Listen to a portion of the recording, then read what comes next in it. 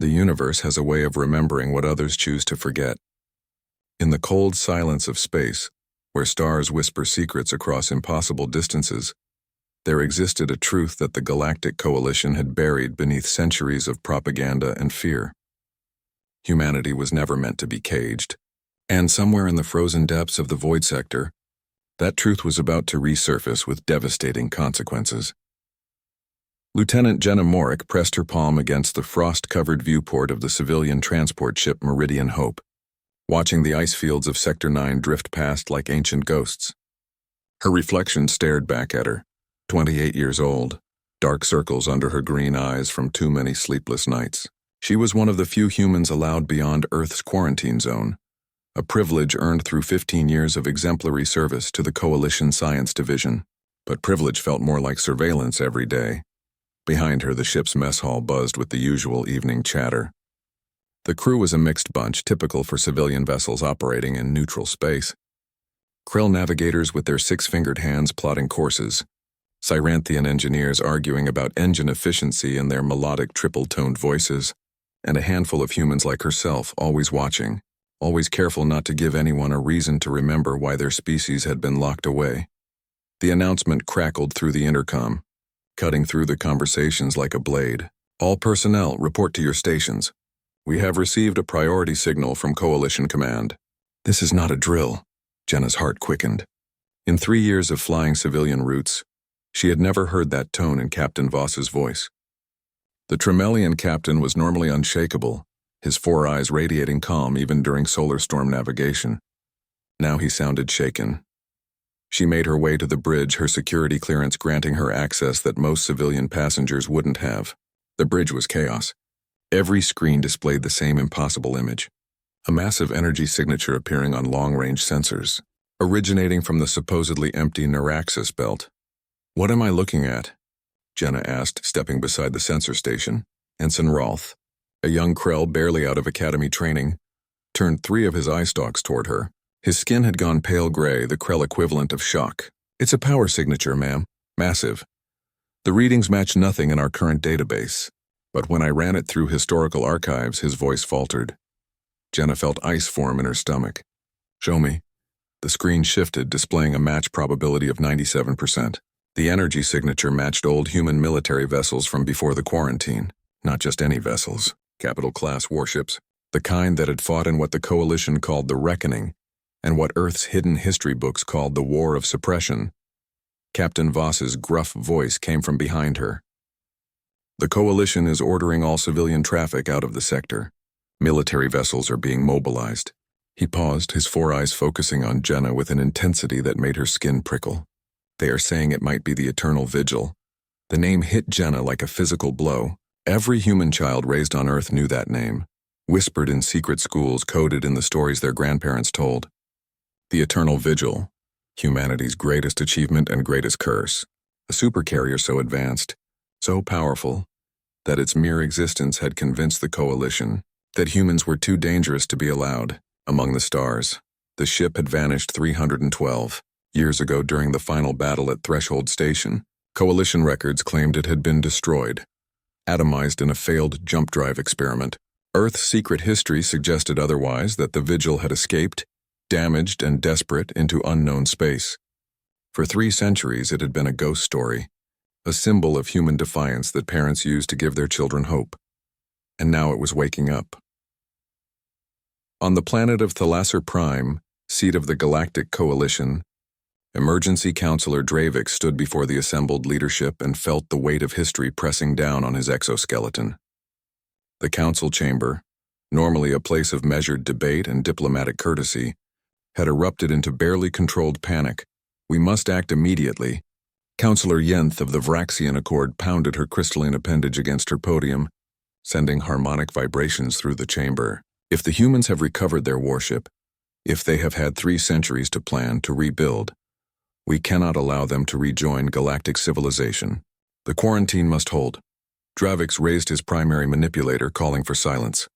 His species, the Xinthoran, were known for their measured approach to crisis, their ability to see patterns where others saw chaos. But even he felt the tremor of fear running through his neural network. "We do not yet know if the vessel is operational," he said, his translator rendering his chemical signals into galactic standard. Our deep space monitoring stations detected a power surge, nothing more. It could be automated systems, residual energy from the ice melting. We cannot assume the worst without evidence. But the chamber was not interested in caution. 300 years of peace, built on the containment of humanity's violent potential, now felt as fragile as vacuum-exposed skin. High Marshal Torvin of the Coalition Defense Fleet stood, his massive frame dominating the chamber. The Corvathian was a warrior by genetics and training, his species having evolved in the brutal ecosystems of high-gravity worlds. His voice carried the certainty of someone who had studied every battle humanity had ever fought. Counselor Dravix, with respect, caution is a luxury we cannot afford. I have reviewed the historical combat data from the Reckoning. In every engagement, human forces were outnumbered, outgunned, and operating with inferior technology. They still achieved a 73% victory rate. His eyes, all 6 of them, swept across the chamber. The Eternal Vigil alone destroyed 41 Coalition vessels before it vanished. If that ship is operational, if it has crew, if they remember what we did to their homeworld. His voice dropped. Then peace is no longer an option. We mobilize everything. The vote was swift and unanimous. The Coalition's 3rd and 7th fleets would converge on the Neuraxis belt. 12 dreadnoughts, 40 destroyers, and enough firepower to sterilize a planet. They would approach the ice field, assess the situation, and if necessary, eliminate the threat permanently. Deep in the frozen tomb of the Neuraxis belt, embedded in an asteroid that had concealed it for 3 centuries, the Eternal Vigil continued its awakening. Power flowed through conduits that had been dark for longer than most species' recorded history. In the cryogenic bay, revival pods began their carefully calibrated sequences, flooding preservation chambers with warmed oxygen and stimulant compounds. Commander Tobias Grant opened his eyes to darkness and the acrid smell of emergency chemicals. His first sensation was pain, every nerve ending screaming as circulation returned to tissues that had been frozen. His second sensation was training kicking in, overriding the pain, forcing his mind to catalog his situation. He was alive. The ship was active. Therefore, something had gone catastrophically wrong with the mission timeline. The pod's canopy hissed open, releasing him into the dimly lit chamber. Emergency lighting cast everything in red, giving the bay the appearance of some ancient hell. Around him, other pods were opening, other crew members emerging with the same disoriented expressions.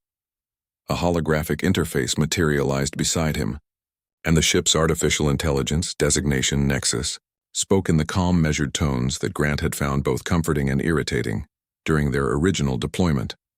Commander Grant, revival successful. Current date is February 17, year 432. New Earth calendar. Time elapsed since mission start, 312 years, 4 months, 9 days. Grant's legs nearly gave out. 3 centuries. Everyone he had known, everyone back home gone. The war they had been fighting, resolved one way or another without them. His hand found the wall, steadying himself as the implications cascaded through his mind. How many, he asked, his voice rough from disuse. Cryogenic systems sustained critical damage during the anomaly transit.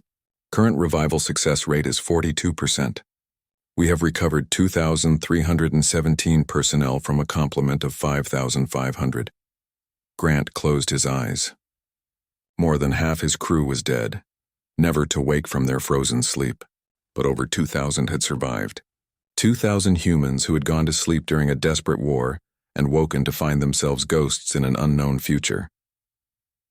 Nexus, status of coalition forces. Are we still at war?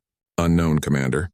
However, I am detecting multiple capital-class vessels approaching our position.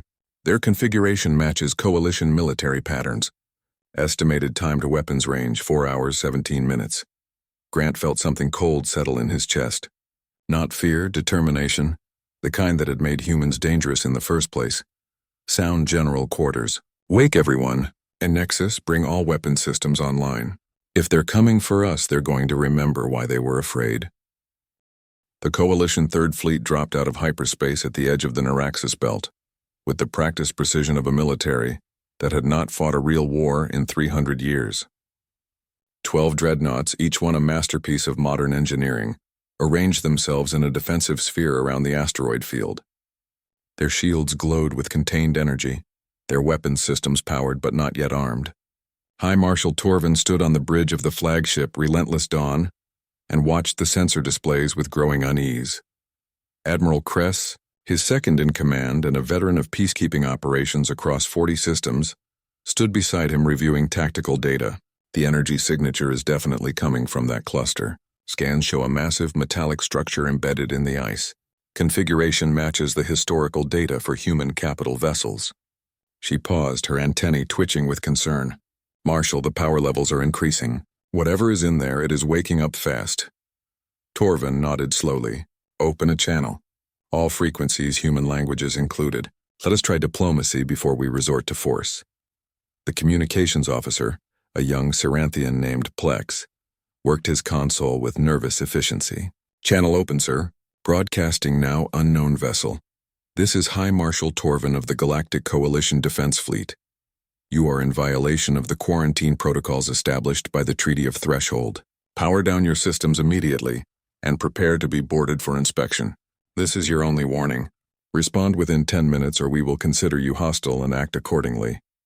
The words echoed into space, traveling toward the ice field where the Eternal Vigil lay hidden. On the bridge of the ancient warship, Commander Grant listened to the message with his senior staff gathered around him. They were a ragged group, still recovering from their long sleep, but their eyes held the sharp focus of professional soldiers. Lieutenant Commander Rachel Ortiz, his tactical officer, pulled up a holographic display of the Coalition fleet. 12 dreadnoughts. That is 4 times what they sent against us at Threshold. They are not taking chances. Grant studied the formation. Modern ships, advanced shields, probably weapons technology that had evolved significantly in 3 centuries. The Eternal Vigil was powerful, but it was also ancient, damaged, and running on 42% crew capacity. In a straight fight, they would lose. But humans had never been good at fighting fair. Beside him, Chief Engineer Dakota Mills, a compact woman with scars running down her left arm from a coolant leak during the original mission, shook her head at her own display. Reactor is at 60% capacity. Shields are functional but not optimal. The main rail cannon is offline. Something severed the power coupling during the freeze. We can fight, Commander, but not for long. How long is not long, Grant asked. Mills met his eyes. 20 minutes of sustained combat before we start losing critical systems. Maybe less if they focus fire. Science Officer Hammond Lee, a thin man with prematurely gray hair even before the freeze, leaned forward. Commander, I have been analyzing their fleet composition. These are peacekeeping vessels, not warships.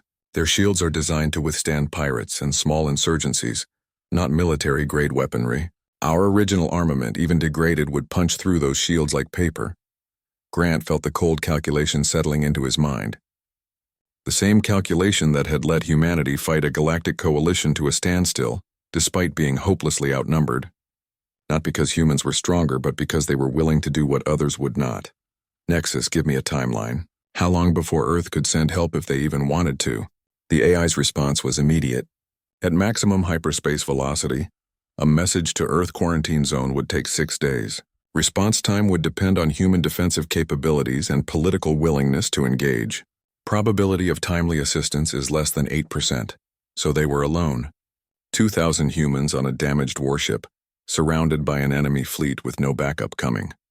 The same situation humanity had faced 300 years ago, and the reason they had been locked away in the first place. Grant took a breath and made his decision. Open a channel. Let me speak to them. The view screen flickered to life, showing High Marshal Torvin on the bridge of his flagship. The Corvathian's 6 eyes widened slightly at the sight of a human in military uniform, alive and active after 3 centuries. This is Commander Tobias Grant of the United Earth Space Force vessel Eternal Vigil. We received your message. Grant kept his voice level, professional. Before we discuss compliance with your demands, I need to know something. What happened to Earth? Is my species still alive? Torvin's expression shifted, something that might have been respect crossing his features. Commander Grant, your homeworld is intact. Your species survives under the protection of the quarantine protocols. They are alive and have been at peace for 300 years. Grant felt relief wash through him, followed immediately by suspicion. Under protection? You mean under guard? You caged us. We contained a threat. Torvin replied, his voice hardening. Humanity's aggression nearly destabilized the entire sector. The quarantine was necessary for galactic peace. Peace, Grant repeated. You call it peace when you imprison an entire species on their homeworld? When you deny them the stars their ancestors dreamed of reaching? He leaned forward. Marshal, I am going to be very clear with you. My crew and I did not spend 3 centuries in frozen sleep to wake up and surrender to the people who started this war in the first place. Murmurs rippled through both bridges.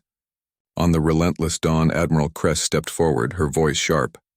You are outnumbered 12-1. You are in a damaged vessel with no support. Surrender is your only rational option. Grant smiled, and it was not a pleasant expression. You know what I have learned about rationality, Admiral? It is what people use to justify giving up before the fight even starts. Humanity did not get locked in a cage because we were rational. We got locked away because we refused to accept that being outnumbered meant being beaten. He gestured to his crew. Every person on this ship volunteered to fight against impossible odds. We did it 300 years ago, and we will do it today if you force our hand. Torvin raised a manipulator. Commander, please understand our position. We cannot allow you to leave this sector. The political implications alone would destabilize decades of carefully maintained peace. We are offering you a chance to surrender with honor, to be treated fairly under coalition law. Grant's expression hardened. Marshal, with all due respect, your coalition law is what put my species in chains. So here is my counteroffer. You turn your fleet around and leave this sector. Give us 24 hours to repair our ship and decide our next move. In return, we will not fire on you as you retreat. The audacity of the offer left the coalition bridge in stunned silence. Finally, Torvin spoke, his voice heavy with regret. Commander Grant, you must know we cannot accept those terms. I am sorry truly, but you leave us no choice. Last chance. Power down and surrender, or we will open fire. Grant looked at his crew. Each of them nodded, their faces set with determination. He turned back to the view screen. Then you better make your shots count, Marshal. Because if you start this fight, I promise you, it ends with you remembering exactly why you were afraid of us in the first place. Grant out, the channel closed. For 3 heartbeats, nobody moved. Then Grant turned to his tactical officer. Ortiz, target the lead dreadnought's shield generators. Mills, I need every bit of power you can give me. Lee, find me a way out of this system that does not involve getting blown to atoms. And Nexus, when they fire, you hit them with everything we have left. The crew moved with practiced efficiency, 300 years falling away as training and muscle memory took over. Across the void on the Coalition flagship, High Marshal Torvin gave the order he had hoped to avoid. All ships, weapons free. Target the human vessel. Disable if possible, destroy if necessary. May the ancestors forgive us. The first salvo lit up space like a newborn star. Energy beams crossed the distance between the fleets, slamming into the ice field where the eternal vigil waited. The ancient warship's shields flared brilliant blue, absorbing impacts that would have vaporized smaller vessels. And then, with a roar that translated through the vacuum as electromagnetic interference, the eternal vigil returned fire. The battle for humanity's freedom had begun again, and the galaxy would soon learn that some things, some spirits, could never truly be caged. The eternal vigil's main battery spoke with a voice that the galaxy had not heard in 3 centuries. Twin particle beams, each one carrying enough energy to crack a moon, lanced across space and struck the Coalition dreadnought's steadfast resolve. The modern shields held for exactly 2.3 seconds before collapsing like tissue paper in a hurricane. The beams punched through armor plating, severed power conduits, and erupted out the far side of the ship in fountains of vaporized metal and atmosphere. On the bridge of the relentless dawn, High Marshal Torvin watched his tactical display with the growing horror of someone who had studied history, but never truly understood it. The steadfast resolve was not destroyed, but it was crippled, tumbling out of formation with 1/3 of its crew dead or dying. One shot. One ancient, damaged human warship had achieved in seconds what should have been impossible. All ships, evasive pattern Delta, Torvin ordered, his voice cutting through the shocked silence. Concentrate fire on their forward shields. Do not let them target again. But the eternal vigil was not waiting to be targeted. Commander Grant stood on his bridge, hands gripped on the railing, calling out orders with the calm certainty of a man who had accepted that today might be his last day, but was determined to make it count. Helm, roll us 30 degrees port and give me emergency thrust. Ortiz, fire solution on the destroyer cluster at Mark 7. Mills, how are my shields holding? Forward shields at 70%, the engineer called back, her hands flying across her console. Port shields took a hit, down to 40%. We cannot take sustained fire, Commander. We do not plan to, Grant replied. Nexus, activate countermeasure pattern broken mirror. The AI's response was immediate. Pattern active, Commander. Deploying chaff and holographic decoys. Suddenly, there were not one but 7 eternal vigils on Coalition sensors, each one broadcasting identical power signatures, each one maneuvering independently. The Coalition fleet's targeting systems went haywire, trying to lock onto real threats among the phantoms. Clever, Admiral Kress muttered on the flagship bridge, a note of grudging respect in her voice. Marshal, recommend we target all signatures simultaneously. We have the firepower to saturate the area. Torvin nodded. Do it. All ships fire on my mark. But before the order could be executed, Lieutenant Commander Ortiz proved why human tactical officers were legendary. She had been watching the Coalition formation, analyzing their movements, looking for the pattern. Every military force developed habits, comfortable arrangements that felt safe. The Coalition fleet had spread into a sphere, powerful but predictable. Commander, I have a solution, she said quietly. Grant looked at her, saw the cold calculation in her eyes, and nodded. Show me. Ortiz highlighted 3 destroyers on the left flank of the formation. They have overlapping shield harmonics. If we hit them simultaneously with phased weapons, their shields will create a feedback loop. It will either disable them or force them to drop shields to avoid overload. How long do we have? 15 seconds before their weapons recharge. Maybe less. Grant did not hesitate. Do it. All batteries follow Ortiz's targeting solution. Fire on her mark. The Eternal Vigil twisted in space, its ancient drives pushing the massive vessel into a maneuver that modern ships would struggle to match. Every weapon system that still functioned turned toward the 3 destroyers. Ortiz counted down under her breath, calculating angles and power levels with practiced precision. 3, 2, 1. Mark. The warship fired. Not the massive particle beams that had crippled the dreadnought, but dozens of smaller pulse weapons, each one tuned to a specific frequency. The energy struck the 3 destroyers' shields simultaneously, and exactly as Ortiz had predicted, the harmonics went wild. Feedback loops cascaded through their defensive systems, overloading power couplings and forcing emergency shutdowns to prevent catastrophic failures.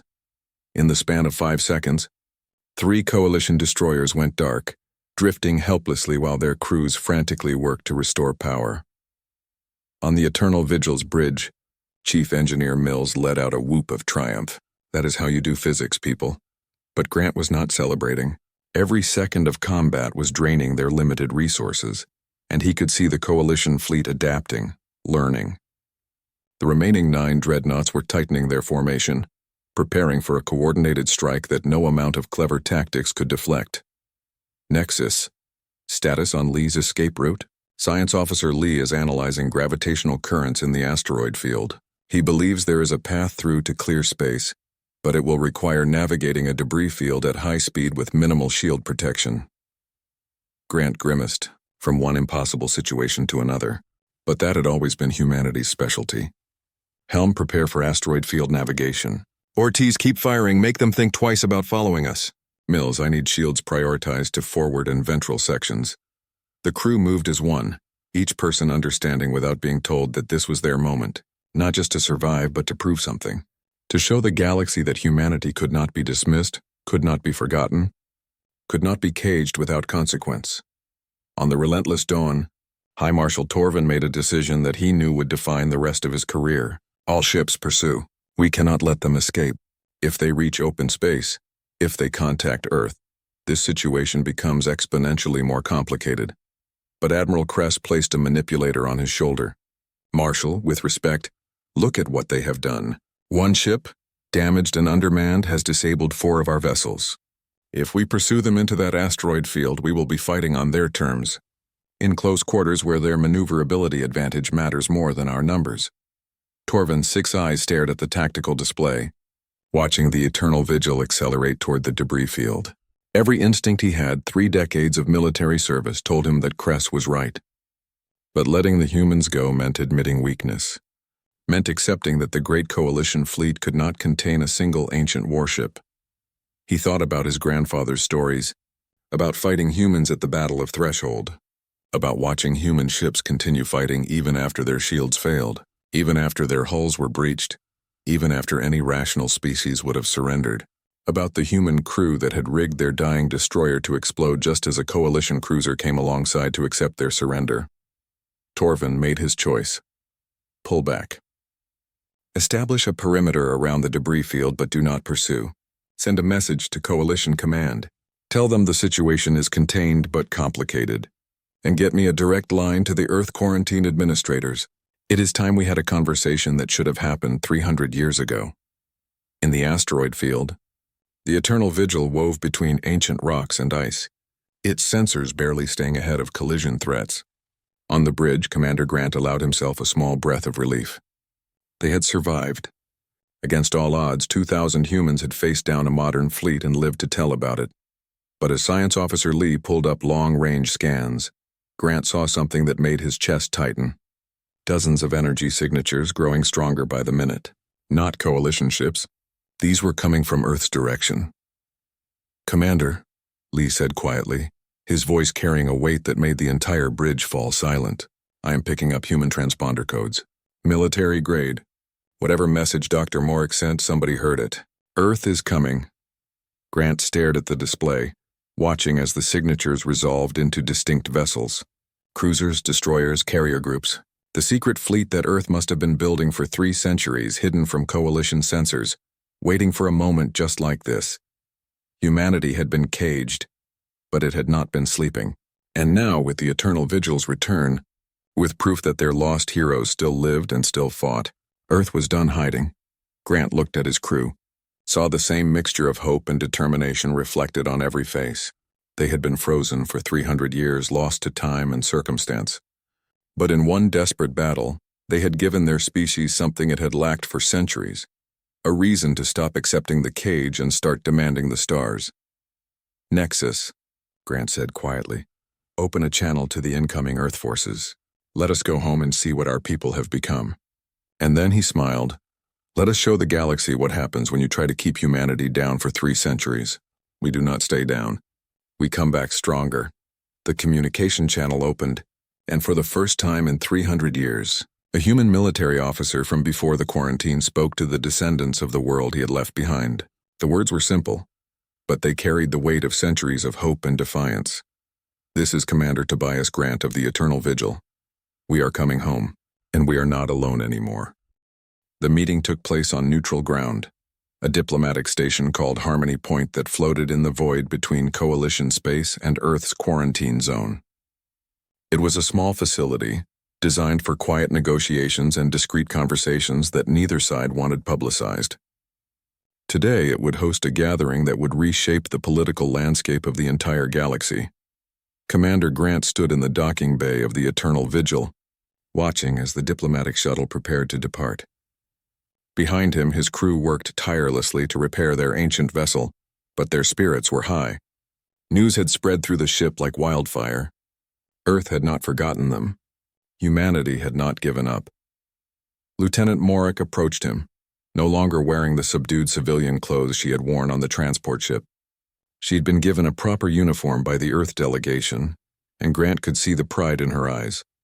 "Commander, the Earth representatives are ready. President Hassan himself is coming to the negotiations."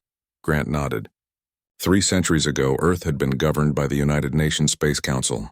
Apparently, things had changed. A president suggested a more unified government, born perhaps from the necessity of facing a galaxy that viewed them as threats. "What are they like?" Grant asked quietly. "Our descendants. The people Earth became without us." Morick considered the question.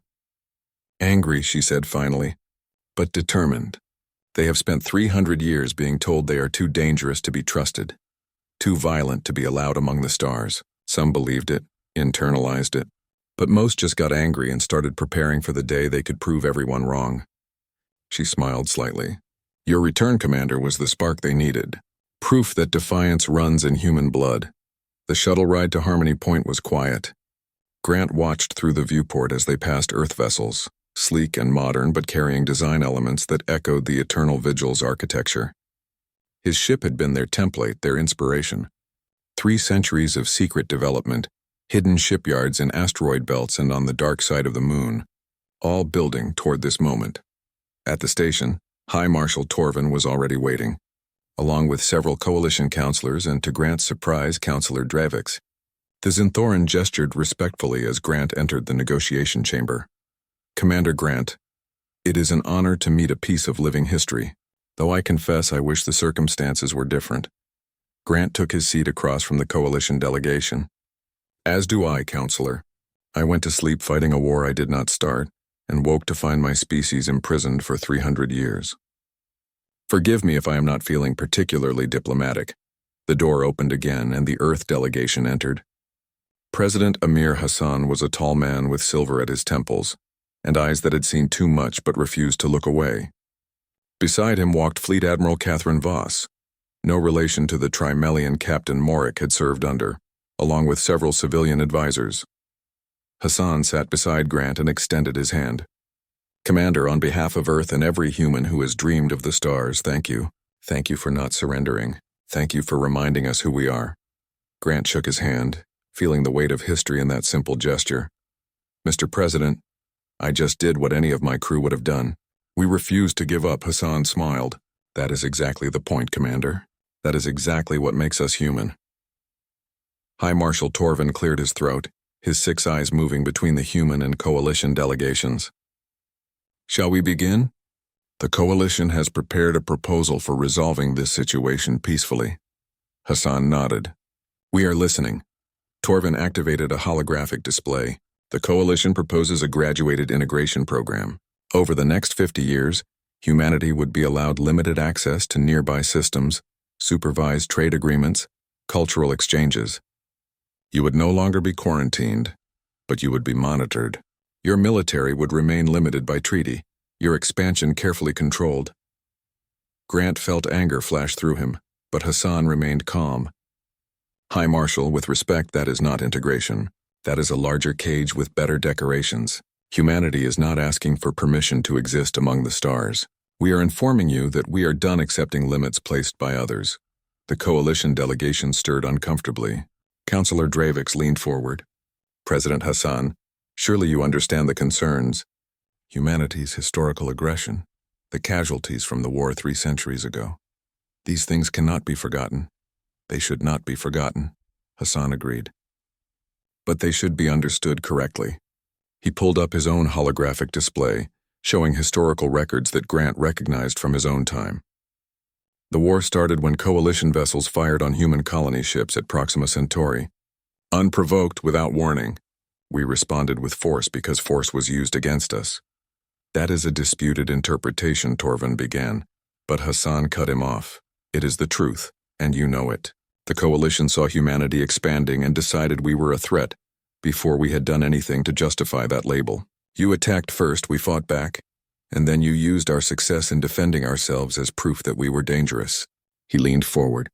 "We have been in your cage for 300 years, and in that time, how many wars has the coalition fought? How many species have you subjugated or contained? Do not talk to us about aggression when your own history is written in the same blood." The room fell silent.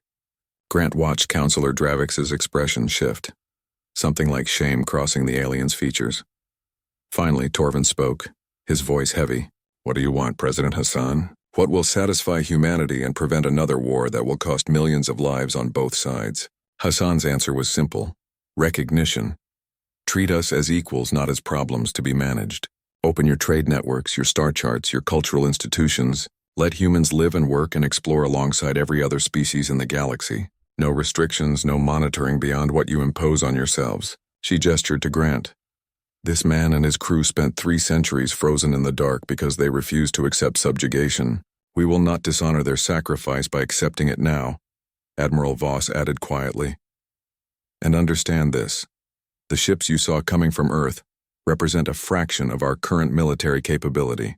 We have had 300 years to prepare for this conversation. We do not want war, but if you insist on keeping us caged, you will discover that this cage now has teeth and claws you cannot imagine. Grant watched the coalition delegates process this information. He could see the calculations happening behind their eyes, weighing the cost of continued containment against the risk of integration. Finally, Counselor Dravik spoke, his chemical signals translated into words that carried surprising emotion. Perhaps we have been wrong. Perhaps fear has guided us when wisdom should have. I cannot speak for the entire coalition, but I will propose to the Council that we begin genuine integration talks. No supervision, no limitations beyond those we place on our own military forces. Humanity deserves the chance to prove that 3 centuries of isolation have taught us all something about the cost of prejudice. Torvin looked at Dravix in surprise, then slowly nodded. I will support that proposal, and he looked directly at Grant. I will recommend that the Eternal Vigil and its crew be recognized as honored veterans, not criminals. You fought for your people, Commander. That deserves respect, not imprisonment. Grant felt something release in his chest, a tension he had been carrying since waking from cryogenic sleep. Thank you, Marshal. That means more than you know. The negotiations continued for hours, hammering out details and protocols. But the fundamental shift had occurred. Humanity would no longer be caged. The quarantine would end, not gradually over decades, but within months. Earth vessels would be free to explore, to trade, to simply exist among the stars their ancestors had dreamed of reaching. As the meeting concluded, Grant found himself standing at an observation window with Lieutenant Morick, watching Earth rotate slowly in the distance. Our world, he said quietly. I left it as a soldier fighting a war. I returned to it as what, a symbol? Morick shook her head. You return as a reminder, Commander. A reminder that some things are worth fighting for, that some cages must be broken no matter the cost. Your crew, the Eternal Vigil, you represent the best of what humanity can be. Not because you are warriors, but because you refuse to give up hope even when hope seemed foolish. Grant smiled. What will you do now, Lieutenant? The war is over. We won somehow. She looked at him with clear eyes. I am going to join the new exploration fleet. There are 1,000 systems humanity has never seen. 1,000,000 worlds waiting to be discovered. I spent my whole life being told the stars were forbidden. Now they are open, and I intend to see as many as I can before my time runs out. That is a good answer, Grant said. That is a very good answer. Weeks later, the Eternal Vigil hung in orbit above Earth, fully repaired and restored to its former glory. Commander Grant stood on the bridge with his crew, watching as crowds gathered on the surface below. Millions of humans celebrating the end of the quarantine. President Hassan's voice,